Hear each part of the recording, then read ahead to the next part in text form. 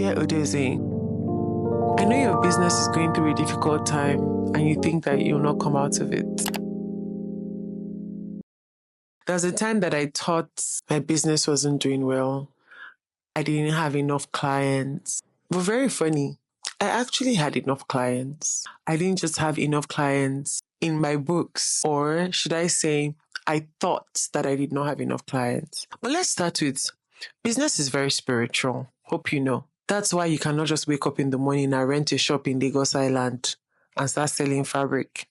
There has to be a backing. What is backing your business? Something has to be backing your business. And the good thing about life is that you always have a choice. You either pick God or you pick the devil. Whoever you pick is your choice. I'm only here to tell you to pick God, Joe, because I've tested, experienced, and I've seen results. And that's why I'm going to tell you to pick him. But if you choose to pick the devil, good luck. I'm not going to tell you to do otherwise. But I know that you'll come back to this video and still pick God at the end of the day. So let's get right into it. I have a business called Shamol Experience, and it's been in existence for 7 years. We turned 7 years, October 22nd this year. And the first year that I started my business, which was 2017, I didn't get any clients. I got my first client in 2018. But it was very easy to climb the ladder because I started my business in the East and there were not, I don't think there was any event planner in the East when Shamol Experience came in. So it was quite easy for Shamol Experience to become the very first event planner, very popular and all of that. But what sustained the business over time was God.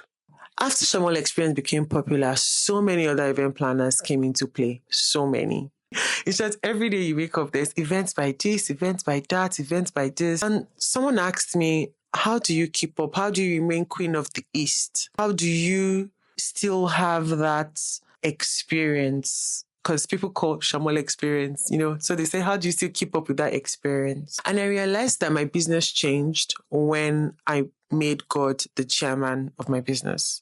So I'm only the CEO. I'm only helping God manage the business on earth. God is the owner. So when something goes wrong, I go back to him and I report. I tell him, this is what is happening to your business. What should I do? This is what they said your business did. What should I do? Middle of this year, we had a situation with a client that called us out. And one of the statements that she made is, every time you're always so godly and you say you're serving God, but you're stealing my money. I remember going back to God that day and I said, they said you're stealing their money. Are you going to just keep quiet and they'll call you a thief? Of course, he won't. He sorted that out himself. A few months later, I heard someone say that I did not have a trending wedding. I remember someone even texted me to say, what's going on? No blogs post your wedding anymore. I went back to him and I said, they said nobody's posting your wedding anymore. It sounds funny, right? But guess what? Month of September, Shamol Experience had the entire internet, and I'm not exaggerating. This wedding was the most talked about wedding in the month of September. Our Instagram page had over 1 million views in less than 30 days. Not a celebrity wedding. And he said, it's by my power. Who do I know? God took care of his business. So I know that this might sound cliche, but it's not. If your business doesn't stand for something, it will fall for anything. It has to stand for something, and you need to know what your business stands for. After that wedding trended, we rejected events. We had to say, oh, we're so sorry, we're fully booked. Oh, we're so sorry, we can't take your events because on that day we already have 3 events and we don't take more than 3 events in a day. Why? Because I made sure that I reported every single situation back to the owner of the business. So before I tell you what to do, in case your business is failing, the first question you should ask yourself is, who owns your business? Now let's get into it. One of the first things that you should do is acknowledge and accept that your business has failed. I cannot tell you how many failed businesses I had before Shamol Experience became an event planning company. Shamol Experience was initially a ready-to-wear brand. I don't know if people know that. We made so many outfits and never sold one. And I mean never sold one piece. It was so bad that I had to do a fellowship and share the outfits. Because what was I going to do with all of those outfits? Nothing. I shared every single one of those outfits. What have I not done? Later, I sold shoes. I sold a couple. What else have we done again? We've done gifting, we've done surprising, we've done a lot. But then we did event planning and it worked. And do you know why it worked? Because I went back and I asked God, I said, what business do you really want me to do? I want to know.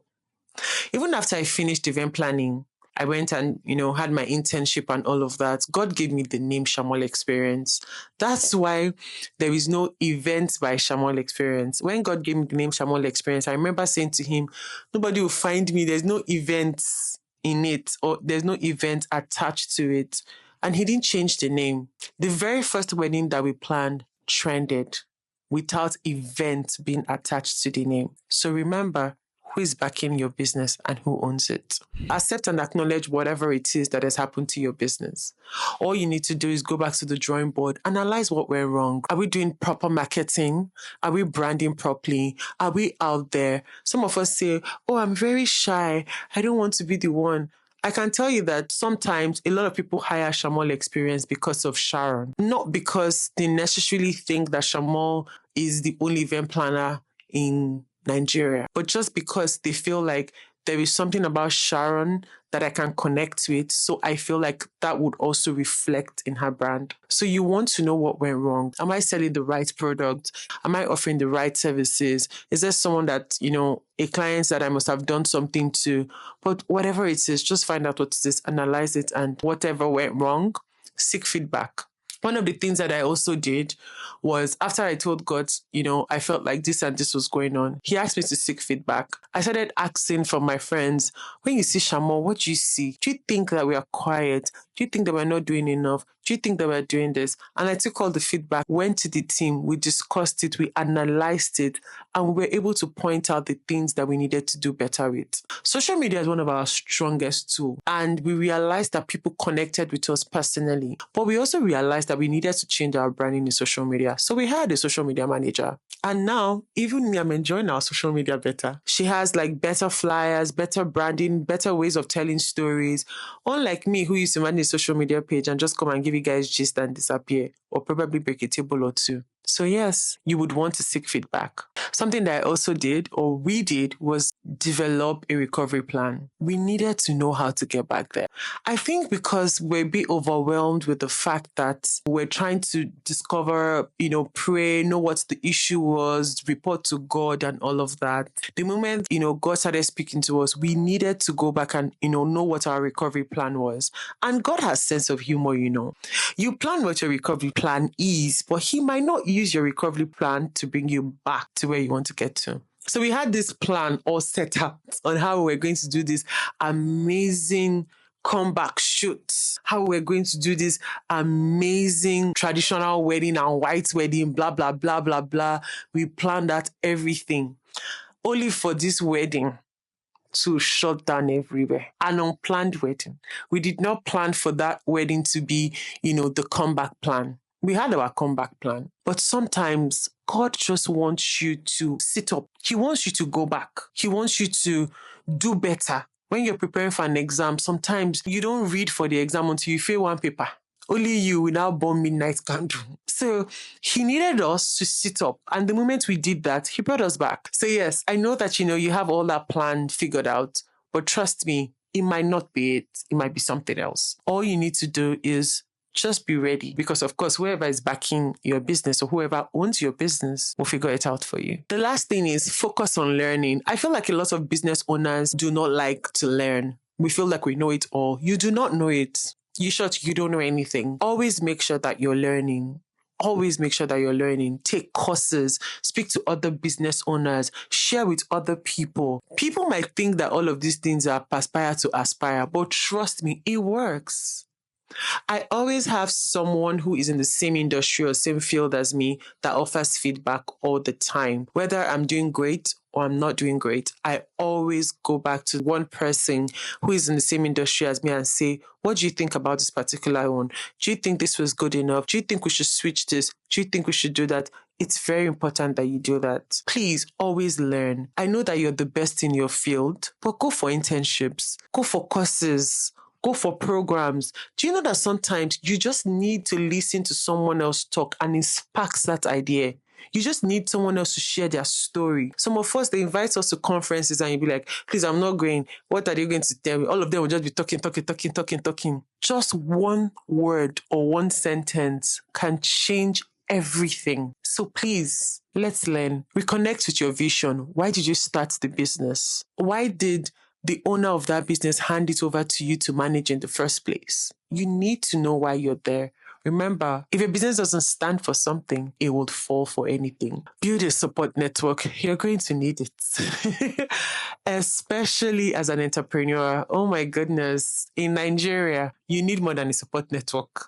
Make sure that you have a solid support network. Your friends, your family, someone you can nag and cry, and they'll tell you sorry and buy you ice cream at least, and you feel better. But you're going to need it, trust me. Invest in personal development. Sometimes take a break and just invest in yourself. Your business is a reflection of you. You cannot say that you're a criminal or you're a thief or you're a liar and then your business is about honesty. It's not possible. It would always reflect in your business. So personal development is very important. Develop yourself spiritually, physically, mentally, emotionally. Some of you, your businesses are failing because you cannot regulate your emotions. Some of you, your businesses are failing because you're not speaking to clients in the right manner. Some of you, you will speak to a client and the person will say, I will never in my life patronize this person, and will drag 10 other people not to patronize you. So this is why I say that business is spiritual.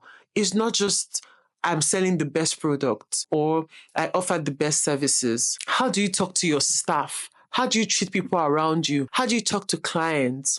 I remember something that happened recently. Out of the goodness of my heart, I did a shout out for a particular brand because I felt like the products were like really good. And then after that, I went back and I bought like a bunch of other stuff. And then after, I bought the bunch of stuff, I paid for it in full. And then I went home. And then a friend of mine asked, oh, what did she pay you for this? I'm like, oh, nothing. She was like, not even a gift. And I'm like, no. She's like, please don't post that brand again. And I laughed. She was like, it's just simple emotional intelligence. You don't need to give the person 50% off. It can just be a pen. It can just be something. I think about a month ago, I wanted to buy new suitcases. And I'm going to tag the vendor here. I bought new suitcases from her. I don't know her from anywhere. She doesn't know me. Someone just referred her. I bought, new suitcases from her. She gave me a discount. And then when the new suitcases came, I found out that she gave me new compartment bags for free. If you know me, you know that I love etiquette and elegance and all of that. You should also follow Shamour School of Etiquette on Instagram. And, I love to pack my things in bags. When I'm packing for a trip, you will never see my bras just thrown in my bag. No, they're always, in a bag. As she gave me, compartment bags to pack my bras, my underwear, my scarves. And it was so touching. And I was honestly going to give her a shout out. Not because of anything, just because of that little gift. It might not feel like anything to you, but it feels like a lot to me. So as a business owner, you need to learn to connect with people emotionally. Your business might be failing because you're not paying attention. You don't even know when to apply any of these things. So please invest in personal development because it will be reflecting in your business. I wanted to share more, but I think that's going to make this video very long. So I'm going to stop here and I'll probably share more. I don't know when, maybe next week, maybe in 2 weeks' time, but there will definitely be a part 2. Don't forget to hit like, share, and subscribe to this channel. See you next week, Odozie.